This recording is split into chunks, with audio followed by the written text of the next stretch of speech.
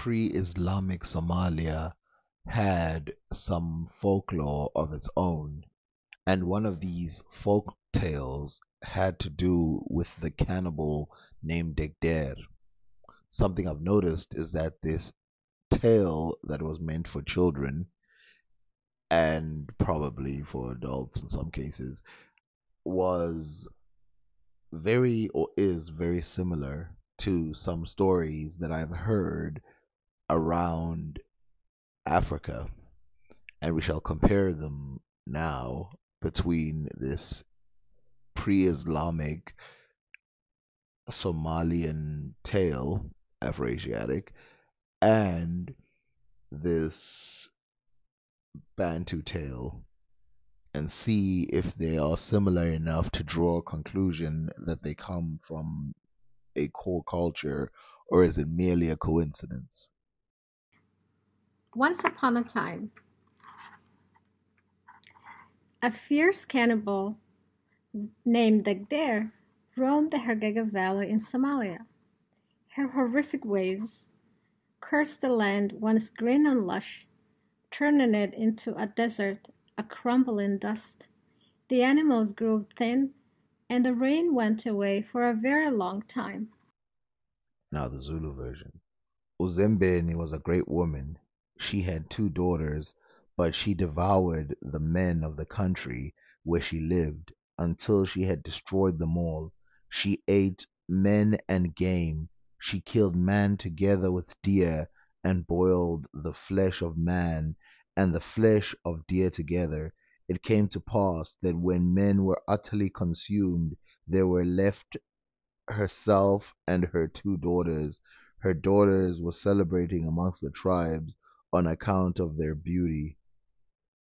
One of her daughters, it happened to be, cause there were no more men, she having destroyed them, she caught and tore off her cheek on her side and boiled it and ate it.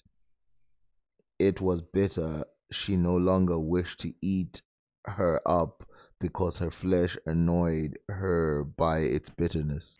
Dagder was as strong and swift as the wind. She had an unusually long, pointy ear, with the strange power to hear even the gait of camels a half day's journey away.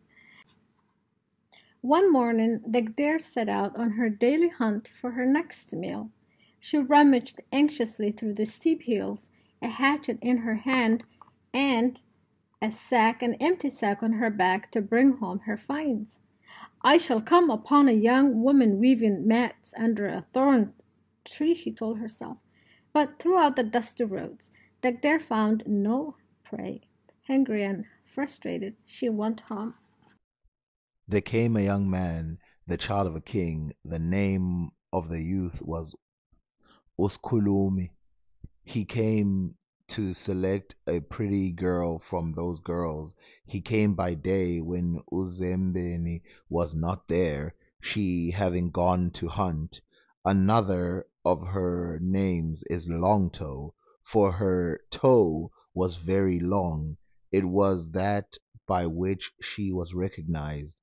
As she was coming in sight, the dust being raised, and before she appeared, the dust appeared, being raised by her toe, for it came first to the place where Longtoe was going. So when Iskulumi arrived, he found indeed the two damsels. He saw that truly they were beautiful. He loved them, and they loved him also, for he was the king's son and good looking. But they wept many tears on his account, saying, "You have come nowhere by coming here. We are troubled. We do not know where we can put you, for our mother eats men, and as for us, you see us in nothing but trouble." One of them said, "Just look at my cheek. It is my very mother. We do not know where we shall put you." Dagder vowed to never return home empty handed again.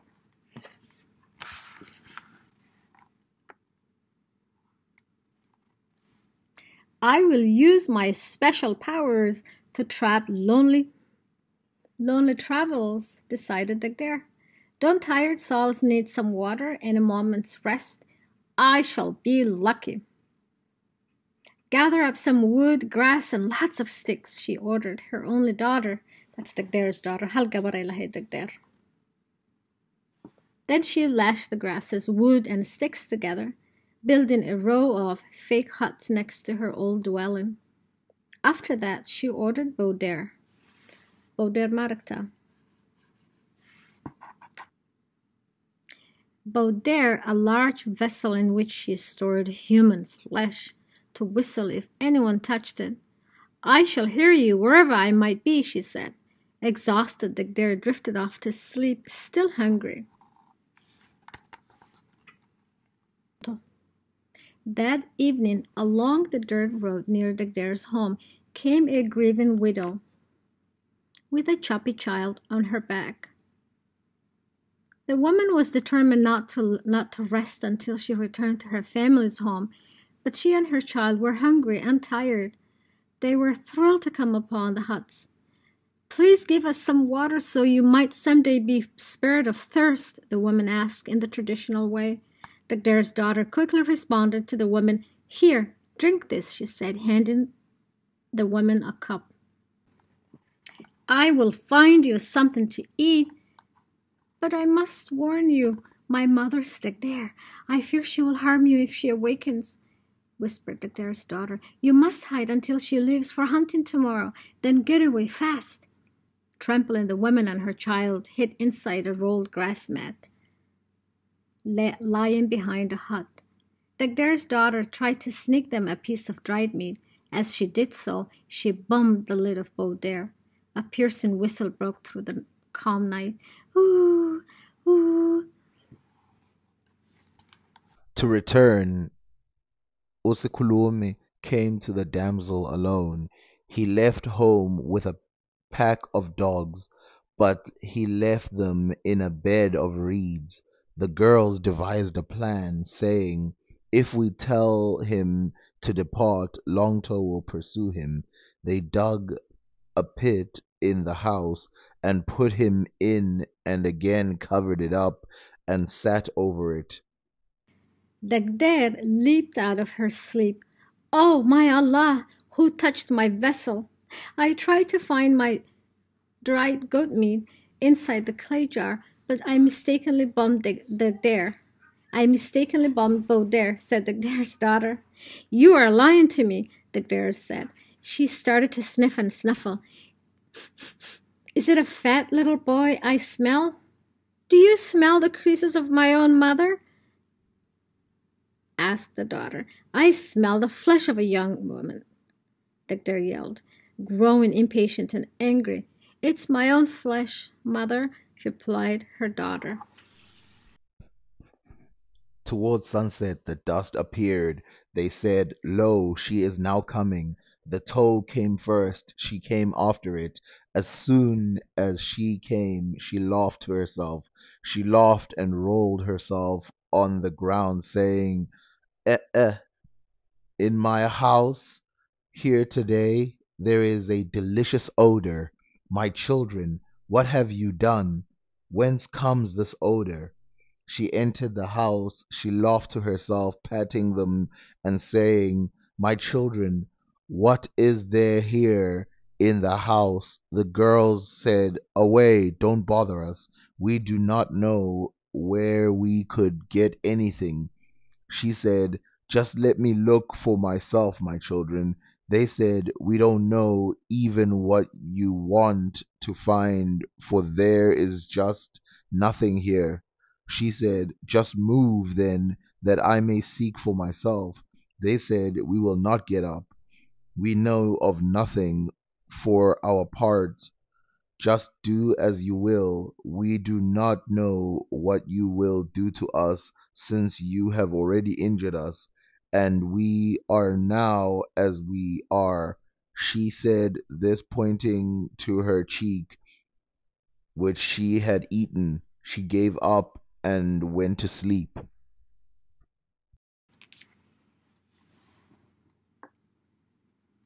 madly Dagder sniffling through each hut. Under the mat, the woman and her child heard the shouting and the sniffing. They knew they would soon be discovered. Dagder's daughter ran to the edge of their mat and whispered, "Run! Run!" In the morning she went out to hunt. As soon as she was gone, they saw the dust cease, she having gone over the hill. They took out Iskulumi. One said, "Let us go." The other said, "Oh, child of my child, do you go. I cannot go with you to be a disgrace to you in his presence. You see how I am. My mother injured me. Do you go alone? I shall stay, that Longtoe may make an end of me." So she went with Iskulumi. They traveled till the sun set. He went by the way of the bed of reeds to fetch his dogs. He took them, and they went with him. At length it became dark. In the morning they were still journeying. They traveled in fear, saying, "If we sleep, she will come up with us. Let us go day and night until the morning. Perhaps we shall leave her behind."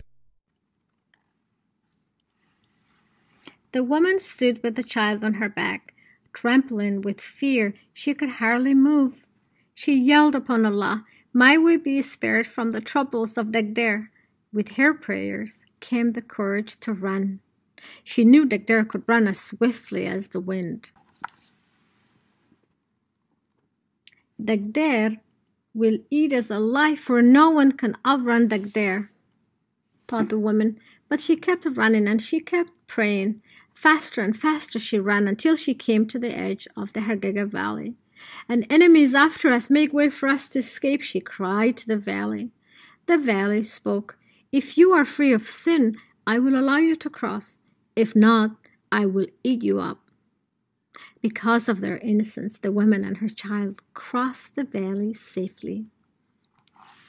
Longtoe came home. She found one daughter only. Without hesitation she went forward, saying, "Where has my child gone?" She went until the morning. At noon Uskulumi and the damsel saw the dust. She said to Uskulumi, "Behold, Longtoe, that is she yonder. She has now come up with us. Where can we go?" And they saw a lofty yellow wood tree.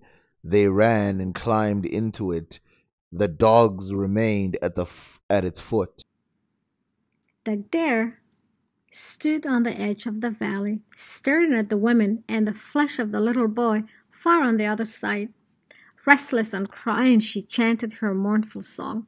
"O Hargega Valley, it traps the wings of one flying. It closes the way of a fast-running man. Look at the plumpness of the woman. Look at the little boy she's carrying." Then she made a desperate request of the valley. "Make way for me too, for I'm after a chubby child and a woman who have tantalized my appetite. If you are free of sin, I will allow you to cross.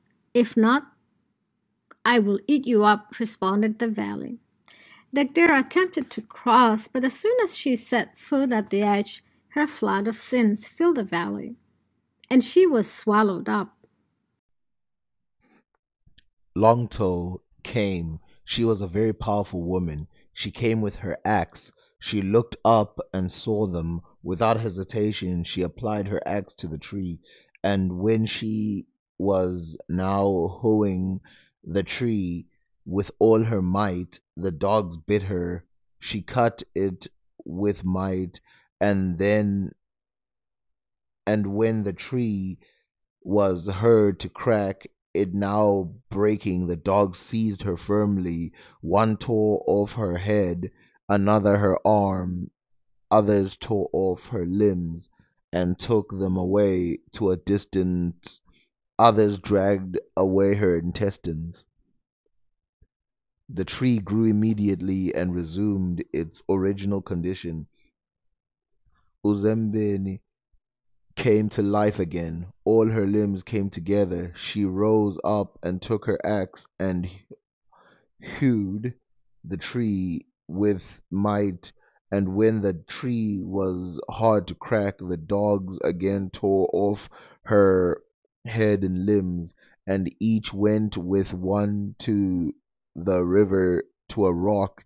All did the same. They took large pebbles and ground her limbs to powder.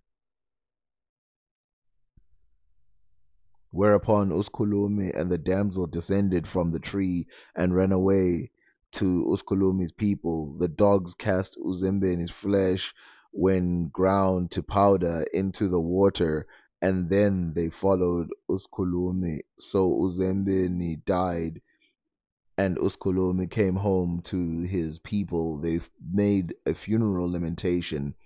Then they killed oxen and rejoiced greatly, saying, "This is a beautiful damsel. Where did you get her?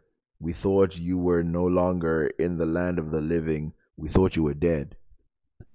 At last, the rain returned to Hargega. The thorn bushes and tall grasses grew green and lush. The animals grew plump and produced ample milk. Chanting and singing filled the air. Dagdair's dead. The land has peace. Though these stories have some cultural differences, they seem to be the exact same story told in different ways, where there is a woman who's in charge of a home and she's got female children or a female child. The child meets a innocent person because this cannibal has decimated the region. She warns this person that, do not, why have you come here? There's nothing good that can happen in this location. And then the cannibal realizes through smell that there must be someone in here.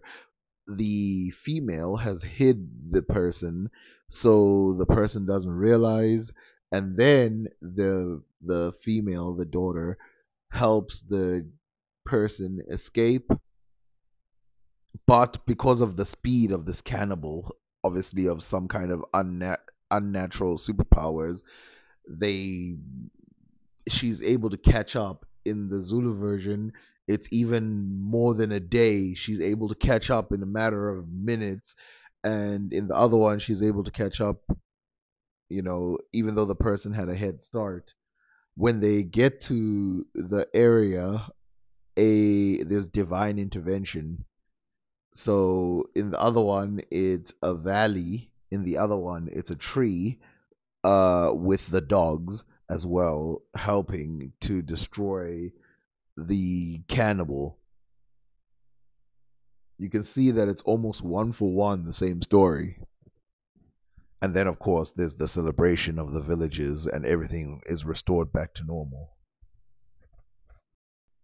Other similarities that are there are the superficial ones, like the fact that she has long ears in the Somali version, while she's got a lot long toes in the Zulu version, and they're called by their name, long toe and long ears, because der means the one with the long ears.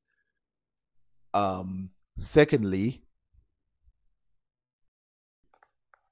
this one would have been easier to miss, but if you read the Somali one again, she says she carries a hatchet.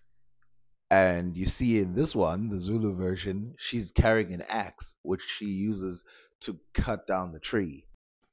There are other further similarities that are not captured in this specific story between these two people. Like, for example, how did they come to the point of having children? And the fact that they used to be beautiful themselves when they were younger, but became less attractive from consuming human flesh, or any other similarity that they could have that you will see over and over again. Some of these stories have been considered and compared with ogres and stuff like that from other countries, but these are not ogres. The reason they're called cannibals is because they are human.